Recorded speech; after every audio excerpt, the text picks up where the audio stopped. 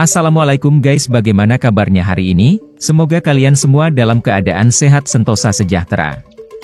Meski zaman sudah semakin maju, tak dapat dipungkiri banyak suku di dunia bahkan di Indonesia juga masih memegang ajaran nenek moyang mereka. Bahkan ada suku yang paling ditakuti di dunia karena ilmu magisnya. Masing-masing suku biasanya dipercaya memiliki tradisi dan adat yang terkadang lekat dengan ilmu sihirnya. Bahkan ada beberapa suku dikenal dengan tradisi yang sangat mengerikan.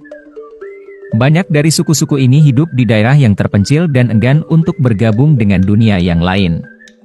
Mungkin, inilah yang mereka lakukan untuk menjaga tradisi lama mereka dari kepunahan.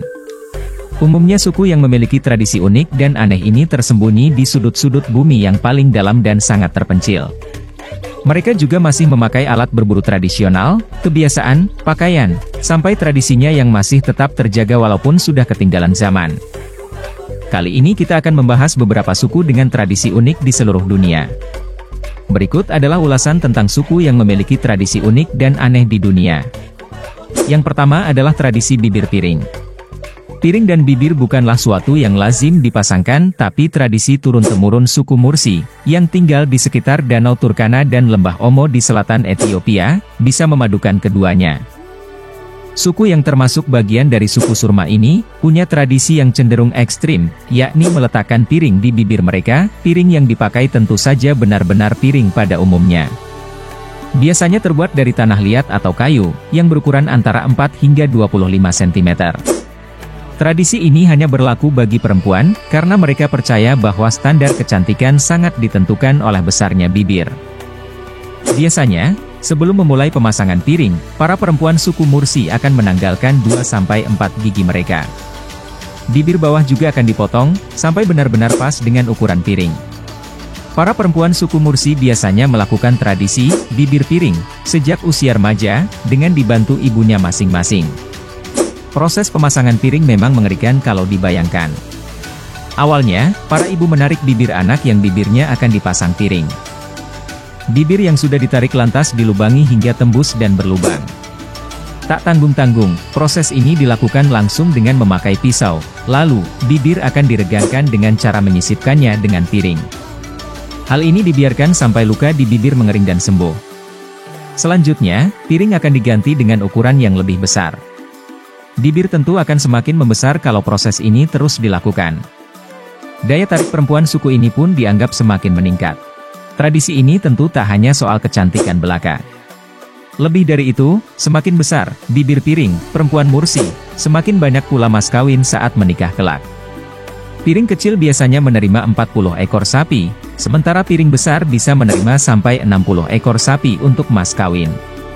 Semakin besar mas kawin, semakin tinggi pula harga diri mereka. Karena itulah tradisi yang ekstrim lagi menyakitkan ini terus dipertahankan.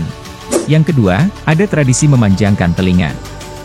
Tradisi telingaan aru merupakan tradisi masyarakat suku Dayak, Kalimantan.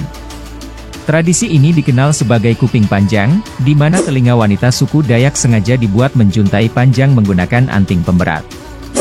Tidak semua masyarakat suku Dayak melakukan tradisi telingaan aru. Tradisi ini hanya dikenal oleh beberapa sub-suku Dayak yang tinggal di pedalaman Kalimantan, seperti suku Dayak Kenyah, Dayak Bahau, Dayak Penan, dan masih banyak lagi. Tradisi telingaan aru atau memanjangkan daun telinga ini menunjukkan identitas kebangsawanan. Mereka juga meyakini, semakin panjang telinga seorang wanita, semakin cantik pula wanita tersebut. Tradisi telingaan aru ini dilakukan sejak bayi yang diawali dengan ritual mucuk penik atau penindikan daun telinga. Kemudian dipasangi benang sebagai pengganti anting-anting. Setelah luka tindik sembuh, benang tersebut diganti dengan pintalan kayu gabus. Setiap sepekan sekali diganti dengan yang ukurannya lebih besar. Pintalan kayu gabus ini akan mengembang saat terkena air, menyebabkan lubang pada daun telinga juga semakin membesar. Setelah membesar, lubang pada daun telinga digantungi dengan anting-anting dari bahan tembaga, yang disebut belaong. Belaong ini akan ditambahkan satu persatu secara berkala, sehingga lubang telinga semakin lama akan semakin besar dan panjang. Penambahan anting-anting dilakukan menyesuaikan usia dan status sosial. Wanita Dayak diperbolehkan memanjangkan daun telinga hingga sebatas dada.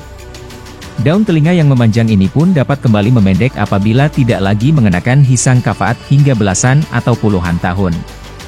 Seiring perkembangan zaman, tradisi telingaan aru atau kuping panjang khas suku Dayak ini perlahan mulai ditinggalkan. Generasi muda Dayak tidak lagi mengikuti tradisi ini. Nomor 3, ada tradisi sumbat hidung. Suku Apatani yang terletak di dataran tinggi Apatani, Arunachal Pradesh, India. Para perempuan dari suku Apatani di India ini terkenal dengan dekorasi hidung mereka yang tidak biasa. Mereka menyumbat kedua lubang hidung dengan tipei, sebuah gumpalan tinta hitam yang dicampur dengan lemak babi dan butiran halus arang.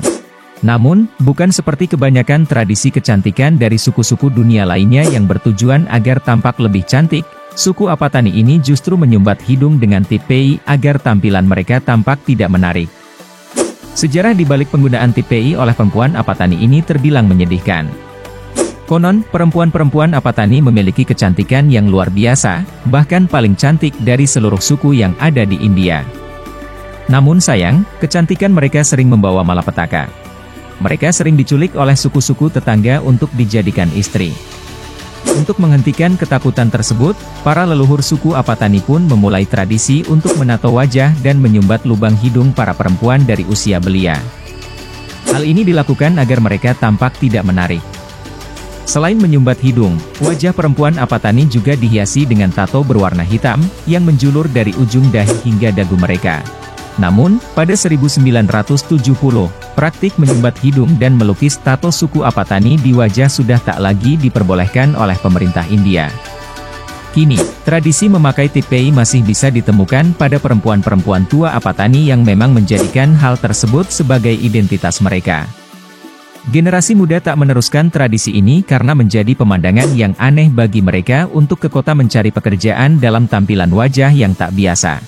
Yang terakhir, ada tradisi meminjamkan istri. Masyarakat Eskimo yang hidup di dan Siberia Timur memiliki tradisi unik yang cenderung nyeleneh dalam menjalani hidup. Tinggal di lokasi terpencil dengan cuaca ekstrim membuat masyarakat Eskimo harus mampu saling bahu-membahu, membantu, dan berbagi demi mempertahankan kelangsungan hidup. Mereka terbiasa menganggap satu sama lain sebagai saudara dan berbagi segalanya. Mulai dari makanan hasil buruan, persediaan, hingga barang lainnya yang dianggap penting, bahkan istri. Pria-pria Eskimo terbiasa berbagi istri dengan saudara-saudara mereka. Berbagi istri biasanya dilakukan saat rombongan suami lainnya sedang berburu. Pria Eskimo yang kedapatan meniduri istri temannya tidak akan mendapat cap jelek atau gunjingan dari masyarakat, melainkan pujian. Karena meniduri istri orang lain saat suaminya sedang berburu jauh dari rumah dianggap mampu mengurangi kesepiannya saat ditinggal sang suami. Berbagi istri dapat dilakukan melalui pernikahan terstruktur yang dilakukan secara bersama. Misalnya saja dengan saling bertukar pasangan, atau secara impulsif meniduri istri teman yang sedang ditinggal. Karena hubungan intim dengan pasangan orang lain merupakan tindakan yang lumrah untuk dilakukan, maka apabila seorang wanita mengandung anak yang bukan berasal dari suaminya sendiri, ia tidak akan mendapatkan hukuman. Ia tidak akan dijauhi, dan tidak jadi bahan gunjingan. Sebab hadirnya anak bagi masyarakat Eskimo dinilai sebagai kemampuan sang istri untuk memberikan keturunan dan melanjutkan kelangsungan hidup.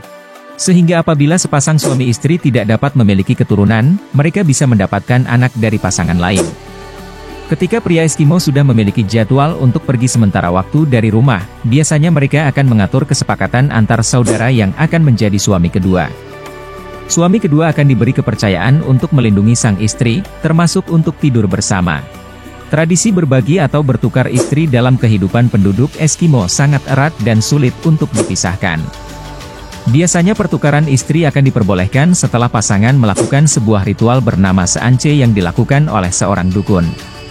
Selain berbagi antar saudara, masyarakat Eskimo ternyata juga terbiasa berbagi atau bertukar istri dengan orang asing, seperti wisatawan atau pedagang. Pria-pria Eskimo juga memiliki kesempatan untuk menikahi lebih dari satu orang wanita. Poligami dalam tatanan hidup masyarakat Eskimo dinilai sebagai tanda bahwa seorang pria memiliki kekayaan yang lebih dari cukup, sebab ia mampu memenuhi kebutuhan para wanita yang ia nikahi.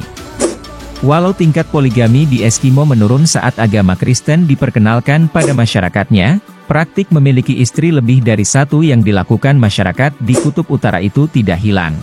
Uniknya lagi, beberapa kelompok penduduk Eskimo yang tinggal di wilayah Siberia Timur dan North Pole Amerika Utara punya alasan yang lebih ekstrim saat melakukan pertukaran istri. Mereka percaya bahwa dengan bertukar istri antara satu dengan yang lain, mereka mampu mengubah identitas individu dan membingungkan roh jahat. Hal ini akan menguntungkan masyarakat Eskimo, karena saat roh jahat kebingungan mengenali penduduk setempat, roh tersebut akan kesulitan untuk menjatuhkan bencana pada pasangan atau keluarga. Bagaimana menurutmu? Apakah ada tradisi yang ingin kalian coba? Terima kasih telah menonton video ini, jangan lupa like, comment, and subscribe. Bye-bye.